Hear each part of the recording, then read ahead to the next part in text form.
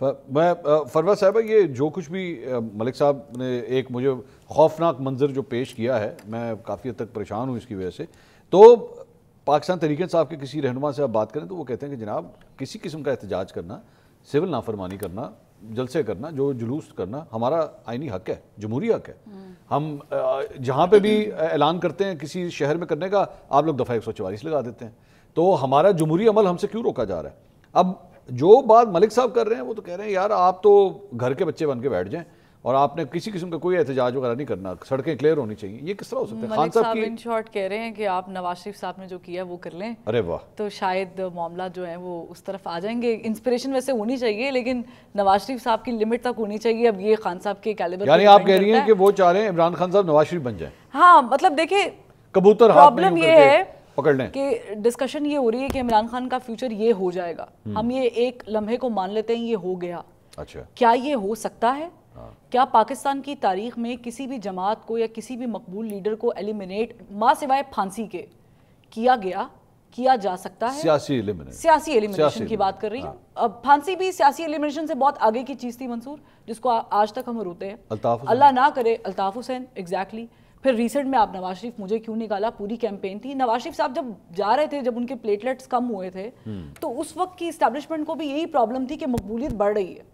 اب آن the other hand realistic ہو کے دیکھیں تو خان صاحب جتنی دیر اندر رہیں گے اور آپ جتنی دیر ان کو اندر رکھیں گے. سوری آپ کا تھاٹ پروسیس میں ذرا توڑا، لیکن اللہ کا لاکھ لاکھ شکر ہے آپ سارے آمین کریں کہ اس وقت سے لے کر آج تک میاں صاحب کی پلیٹلیٹس دوبارہ نہیں ہوئے. اللہ انہیں صحت دے. اندر خوراک نہیں نا صحیح مل رہی ہوگی، باہر ذرا صحیح ہے. اچھا خیر، تو بات یہ ہے کہ آپ ایک شخصیت کو اندر رکھ کے خود ہیرو بنا رہے ہیں. ٹھیک ویسے ہی جب عمران خان صاحب کو یہ پرابلم ہو رہی تھی کہ نواز شریف اندر رہ کے بھی مقبول ہو رہا ہے اور وہ ہو رہا تھا. اب اس میں بیلنس ڈھونڈنے کی ضرورت ہے جو کہ ہمارے سامنے ہے، مگر وہ کوئی ماننے کو تیار نہیں ہے. اس کے لیے ظاہر ہے کہ ادارے کو بھی ایک سٹیپ پیچھے ہٹنا پڑے گا. اور حکومت جو اس وقت اترا رہی ہے کہ بھئی ہم تو ون ون پوزیشن پہ ہیں اور ہم اگر بات نہیں کریں گے تو کوئی قیامت نہیں آ جائے گی، ہم دیکھیں گے اب وہ کرتے کیا. ایسا نہیں ہوگا.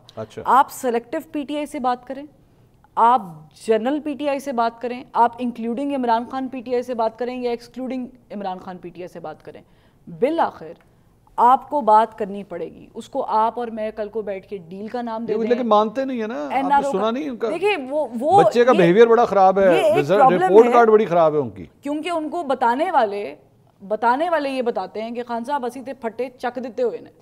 آپ جہاں وکٹ لگائیں گے گیند وہیں پر آئے گی. وہ کہتے ہیں نا وہ کیا ایک ڈائلاگ ہے، جہاں اپن کھڑا ہو جاتا ہے لائن تو وہیں سے ہی شروع ہوتی ہے. تو خان صاحب کو یہ بتایا جا رہا ہے کہ خان صاحب گھبرانا نہیں ہے. وہ میاں نواز شریف چھوٹی سی بات کرنے لگی ہوں، تھوڑا سا کسی کو برا نہ لگ جائے، لیکن آن اے لائٹر نوٹ کہ میاں صاحب کہتے تھے میرے لوگ کہتے سن میاں صاحب گھبرانا نہیں، اسی پیچھے کھلوتے ہیں. جب مڑ کے ویکھیا تو یہ کام کہیں خان صاحب کے ساتھ نہ ہو جائے جو کہ ہو رہا ہے. تو انڈرسٹینڈ کرنے کی ضرورت ہے کہ ان کو بھی اپنی شرائط جو ہیں وہ تھوڑی سی. آپ نے کیا کہہ دیا؟ آپ کہہ رہی ہیں کہ عمران خان صاحب پاپولر نہیں ہیں، لوگوں کے ساتھ کھڑے نہیں ہیں. میں یہ کہہ رہی ہوں کہ لوگ، کیا کہہ دیا آپ نے؟ منصور پاپولر میاں نواز شریف صاحب بھی تھے جب پی ڈی ایم کی صورت میں سب کا اکٹھ ہوا تھا.